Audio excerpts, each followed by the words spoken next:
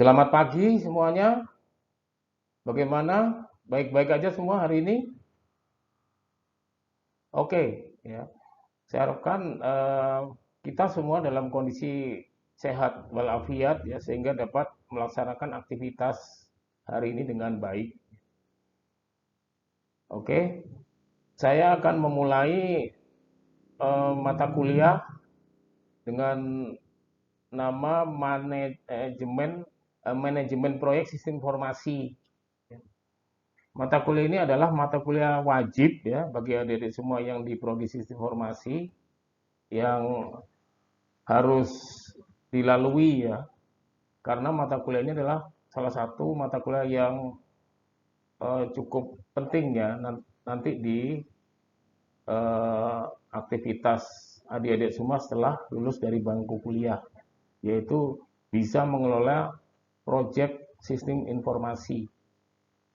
Oke, saya mulai masuk ke materi ya. Nah, sebelum itu kita harus paham dulu itu apa itu sistem ya. Ada yang tahu apa itu sistem? Apa itu project? Ya. Oke, baik. Saya kira sudah banyak yang tahu ya.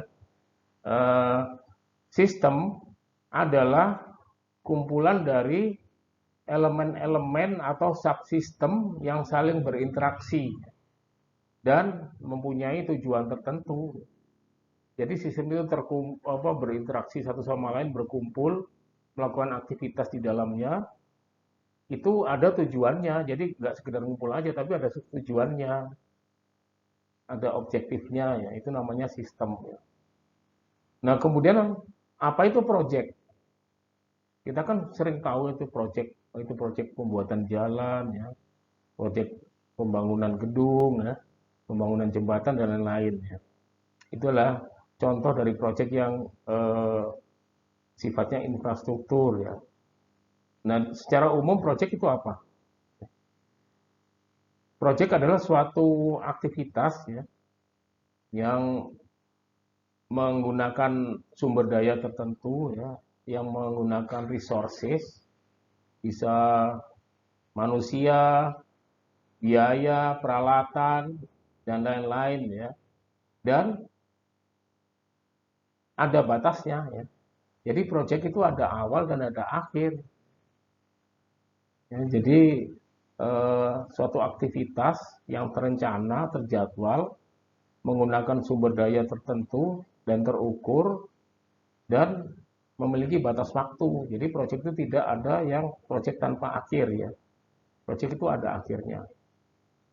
Dan lebih setelah itu kita masuk ke sistem informasi ya. Apa kaitannya sistem informasi dengan proyek ya? Sistem informasi adalah suatu sistem juga ya. Contohnya ini yang saya gambarkan adalah sistem informasi di rumah sakit. Di dalam rumah sakit ini ada beberapa subsistem atau orang ya yang melakukan aktivitasnya sehari-hari dan berinteraksi ya. Di sini contohnya ada manajemen rumah sakit, ada dokter ya, mungkin ada perawat, ada bagian administrasi, ada apotek juga ya, dan semuanya ini berinteraksi ya, beraktivitas eh, untuk tujuan tertentu ya. Tujuannya apa? Ya aktivitas di rumah sakit itu ya, melayani pasien ya, melayani dokter dan lain-lain ya. Nah, sistem informasi rumah sakit itu juga bisa banyak sekali aktivitas yang bisa di istilahnya dikendalikan di situ ya. Misalkan eh, jadwal dokter ya, ada data-data penting yang bisa dikelola di situ ya. Kan dokter ada jadwalnya ya, ada poli yang dokter spesialis, poli umum, poli gigi itu juga memiliki jadwal praktek yang berbeda-beda. Nah, itu adalah informasi-informasi yang ada di sistem rumah sakit. Informasi kamar misalkan, kamar rawat inap. Kamar rawat inap itu jumlahnya terbatas kan ya. Harus dikelola untuk apanya? Untuk reservasi. Kapan pasien masuk, kapan pasien keluar, kapan ada kamar kosong ya. Nah, tujuannya apa? Tujuannya jika ada pasien baru akan membutuhkan rawat inap, maka akan tahu space kamar yang kosong ya. Itu adalah sistem informasi rumah sakit. Nah, ini bisa dilakukan secara manual ya kalau rumah sakit itu masih kecil ya, tanpa adanya komputer. Dan jika rumah sakit udah mulai membesar, kompleks, ya, mau tidak mau harus menggunakan software sebagai alat bantu ya, untuk mengelola berbagai macam aktivitas tersebut ya, supaya bisa berjalan dengan lancar. Nah, ini adalah salah satu produk dari sistem informasi, yaitu sistem informasi rumah sakit. Mungkin yang terdekat dengan kita ya, yang sehari-hari apa? Ada yang tahu nggak sistem informasi apa?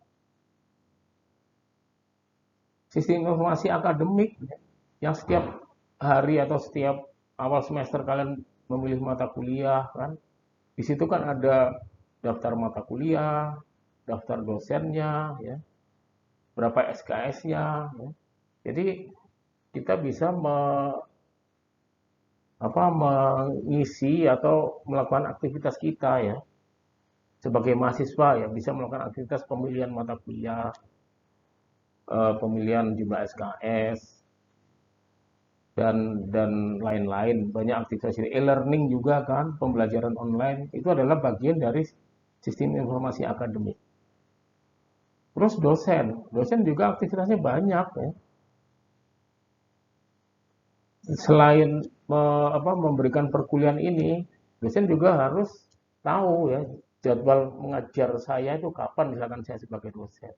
Saya mengajar mata kuliah apa aja di ruangan mana, itu semuanya diatur atau didapat dari sisi informasi akademik. Itulah gambaran suatu sistem ya. Betapa eh, sangat bermanfaatnya suatu tools atau aplikasi yang bisa me, istilahnya mendukung aktivitas itu ya tanpa istilahnya mengurangi tanpa adanya kesalahan ya. Dengan adanya sistem informasi yang udah berbasis komputer itu diharapkan human error itu akan bisa dihilangkan atau paling tidak bisa berkurang jauh ya. Human error tahu apa itu human error? Kesalahan manusia yang tidak disengaja ya. Jadi human error itu bukan karena orang itu nggak ngerti terus salah ya. Itu memang kesalahan juga ya. Tapi orang yang sudah ahli pun bisa salah. Karena mungkin banyak faktor namanya manusia kan ya. Sejago-jagonya Rossi balap motor itu juga bisa jatuh akibat ada human error misalkan telat nginjak rem dan lain-lain. Bisa saja terjadi ya. Jadi dengan adanya sistem informasi berbasis komputer itu bisa membantu ya mengurangi hal-hal yang merugikan ya. Nah, itu adalah salah satu produk sistem informasi. Nah, kita perlu mempelajari ini kenapa? Karena untuk membangun sistem informasi berbasis komputer itu kita harus tahu tahapannya. Tahapan itu diatur di mana? Di mana? Di proyek ya. Oke, itu gambarannya ya. Paham kan? Ada yang kurang paham? Kalau kurang paham boleh tanya. Oke? Nggak ada yang tanya berarti saya anggap sudah paham semua ya. Ini kan masih awal banget pemahaman mengenai sistem. Saya lanjutkan. Nah, dalam mata kuliah ini ada beberapa bahasan yang akan saya sampaikan nanti ya. Mulai hari ini sampai ujian akhir. Yang pertama adalah pengertian dan wawasan mengenai manajemen proyek sistem informasi. Kemudian manajemen proyek dalam prakteknya itu seperti apa ya. Tahapan atau metodologi manajemen proyek ini penting sekali ya, kita harus tahu metodologinya, tahapannya. Kita harus belajar di sini bagaimana membangun suatu proyek, memulai suatu proyek itu dengan baik dan terukur. Oke, nanti saya lanjutkan lagi di slide berikutnya. Kalau ada yang tanya,